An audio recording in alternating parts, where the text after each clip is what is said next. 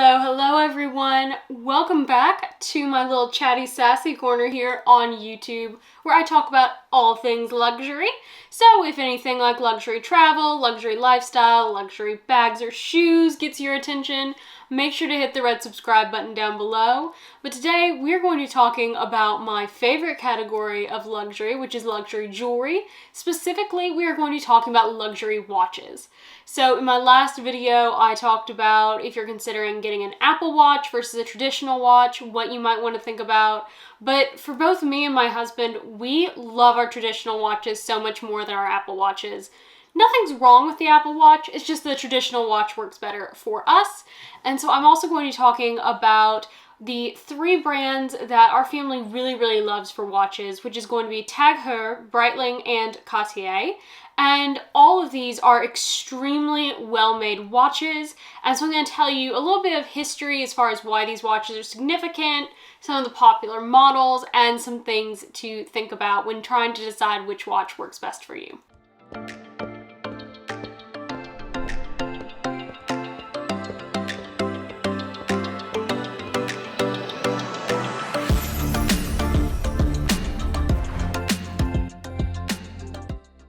Now let's start with Cartier because that is actually the first wristwatch that was made, and that happened in 1904.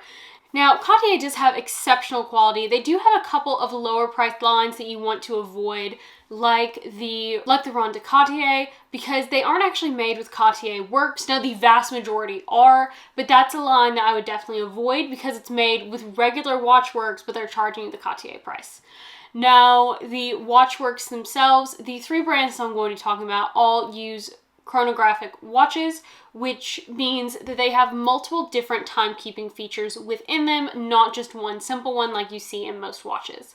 Now, from Cartier, the most iconic watch, in my personal opinion, is the Cartier Tank. Now, the Tank is what I actually have. This is also the watch that was worn by Princess Diana, and Meghan Markle wears this watch as well, both her own version as well as Diana's. Now, the thing that I love about this watch is how just beautiful and simple and elegant it really is. To me, it's just such a lovely streamlined watch. Now, other watches that are popular is going to be the Ballon de Cartier line, which is their round version. That is the version that Catherine, Princess of Wales wears, and I do love that watch, but for me, it just didn't look as elegant. It actually went more casual on my wrist than the Tank, whereas when my mom tried these on, the Tank was actually more casual on her wrist than the Ballon model. Now, the other two really big models from Cartier are going to be similar looking faces, which is the Santos model as well as the Panthère model. Now, with the Santos model, that is actually the original one, and because it was created for Mr. Santos as he was flying, because he wanted a watch on his wrist as opposed to the traditional pocket watch. And this watch has a lot thicker of a bracelet. It has vertical lines on it, so it's a much more boxy watch. Whereas the Panthère, which has very similar face, it has a much more tailored, elegant, delicate band to it because of the weaving that goes on. So I think it really depends on which style do you lean more towards if you're looking for a square watch. Now, the thing that all these Cartier watches have in common is that they're very light and comfortable to wear. There is not any excess weight to these watches, but they are still made with high quality works. Now, the other thing about all these Cartier watches is that Cartier did not start out as a watchmaker, but Breitling, they were founded in 1884 as a Swiss watch company. They are best known for their aviation watches, and actually in the 1930s is when they actually started making the instrument panels for different aviation machines, such as for the planes used by the RAF during World War II. Also, after the war, they made the panels for Boeing as well as for Lockheed and several other companies as well. And so they are really truly a very dedicated aviation watch, but they also do regular watches and dive watches as well. Now, they haven't just stayed in our skies. They were also worn by the astronauts on the Mercury 7 mission that orbited the Earth 3 times, and so they were the watch that went into space. But the reason that these watches are used is because they are so well made. And the most popular styles are going to be, of course, the Aviator because of its heritage and because it really is the aviation watch, but also the Avenger, which is the one that I have here. This is very massive because it is my father-in-law's. And then the final one that is really recognizable and their most popular watch for most people is going to be the Chronomat. It's also going to be a bit more affordable than the other two because it really doesn't have any of those aviation features. It's a much more streamlined watch, whereas this one does have some of those features like the bevel that goes around for the slide rule, and then the actual Aviators are going to be much more expensive because of the fact that they have so many different features in them. They're extremely useful for doing all types of calculations related to aviation. Now, the other thing that's really neat about Breitling watches is that they make it really easy to change out your bands. So, for instance, this is a very, very heavy metal band, but my father-in-law also has this leather band by Breitling, which he can actually switch out, and he can actually switch it out himself, or he can, of course, take it to Breitling and they will do it for him. But I think that was really nice because it gives you a lot of different versatility with your watch. Also, leather bands, if you get a watch that comes on a leather band, is going to be less than one with a metal band. So it might be that that makes the Breitling watches, which are expensive, they're in a similar range for the Avenger and for the Chronomat, the same as the Ballon and the Tank for Cartier. And those are not cheap watches, but they also are not Rolex level. They're just a very user-friendly watch. And I think they're also a very beautiful watch. And I actually really love their rose gold. It's a very rich rose gold. And to me, I think they do the best rose gold of any one of the watchmakers. And the thing to really think about Breitling is how big do you want to watch? Because this is obviously this is a men's watch, but this is a super, super hefty watch compared to my very, very delicate Tank. And Breitling does not really do small watches. The smallest one, I'll put a picture up, and that's clearly still a big watch with heft to it.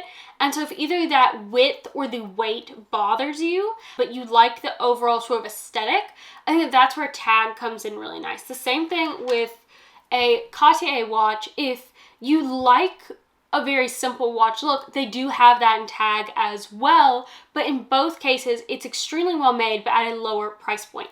Now, with Tag was started in 1860, and they are really known for their dive watches as well as for Formula One racing watches.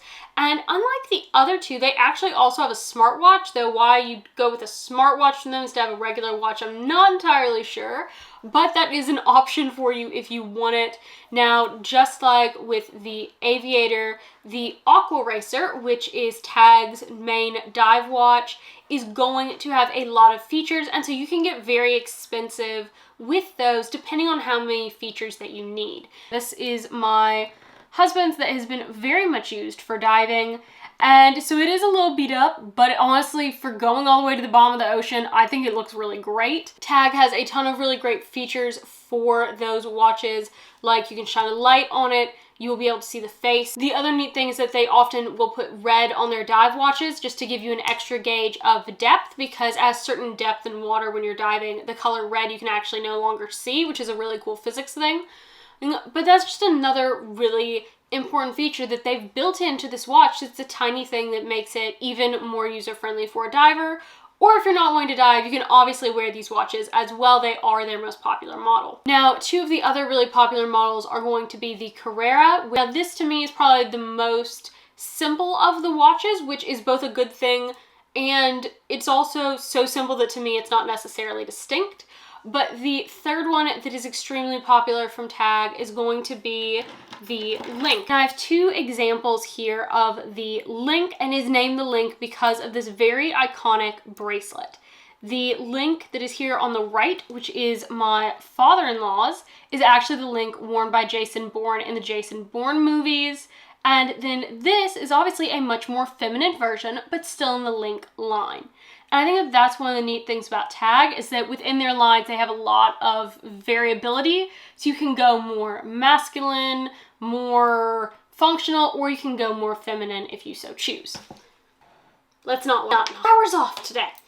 So the other thing that I also really like about Tag is that I think that their faces are just beautiful. Let me see if I can get this closer, because they're just so beautiful and vibrant. Now this watch actually has diamonds going around the face as well as in the dial, and Tag, out of these three, has really, really good prices for watches with diamonds in them. The other thing that I do like about the Tag is that they do have weight, but they aren't as weighty as a Breitling.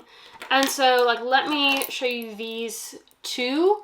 Like, this is a lot more of a watch than the Tag, but the Tag is still a hefty watch. The Breitling's just out of this world. So like if the Breitling is too heavy for you, too big for you, there are plenty of very feminine versions. Let me show you the difference between the Tag and my Tank. And so they really are not that different in size. It just depends on more what your style is. And the Carrera actually really falls in between these two in terms of style.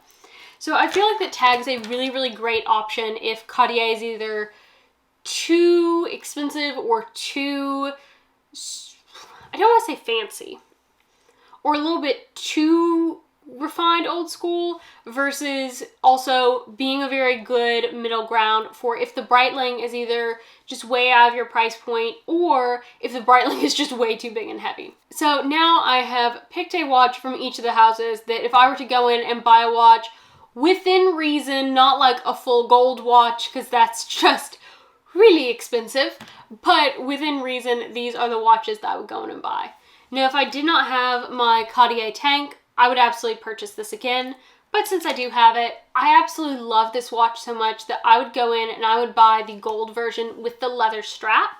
And then with Cartier, you can pay to have the strap switched, but they do have to switch the strap. You can't just do it really yourself, although there are some videos that say you can. It does actually void warranty on the watch if you do that. But I would actually get the green alligator because to me that is just really beautiful. Plus it would allow me to wear it with any color that I happen to want to wear it with in my wardrobe. Because let's be honest, like I can't wear the brown with everything. I can't wear the black with everything. And so I would want to buy that extra watch.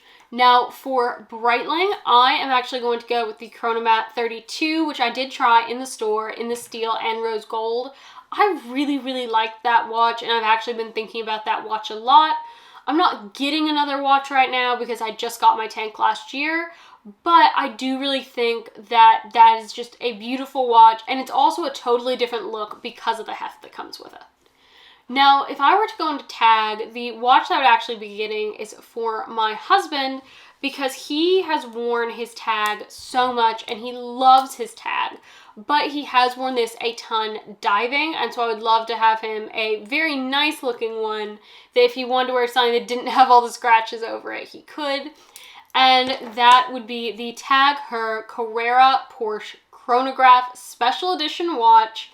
And I love this watch. It does have the racing features with it. It has, of course, the darkness ability, so he could easily see it at night.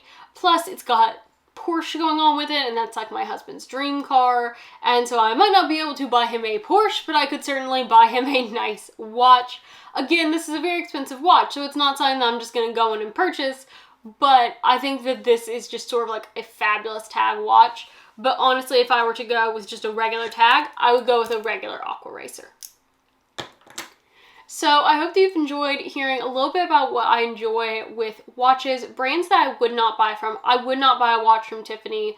They are known to break, and while they may be beautiful, they're known to have a lot of issues.